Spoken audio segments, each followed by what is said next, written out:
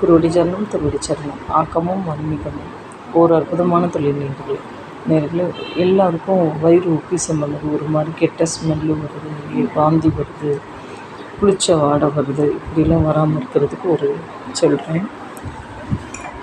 இது என்ன அப்படின்னா,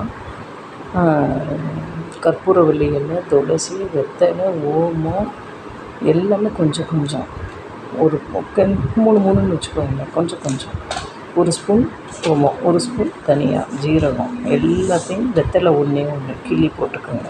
நல்லா ஒரு சொம்பு தண்ணி விட்டுட்டு நல்லா கொதிக்க விட்டுருங்க. அரை சொம்பு ஆக்கினா இந்த மாதிரி கஷாயம் வந்துடும். இதை அப்பப்போ குடித்தோன்னு வச்சுக்கோங்களேன். ரொம்ப ஒரு ஸ்பூன் மிளகுத்தூள் கூட போட்டுக்கோங்க. இல்லைன்னா 2 மிளகை தட்டி போடுங்க. குழந்தையாக இருந்தால் மிளகு போடும், பெரியவாளாக இருந்தால் மிளகுத்தூள் போட்டு குடிச்சு பாருங்கள், செம்மையாக இருக்கும். நமஸ்காரம்.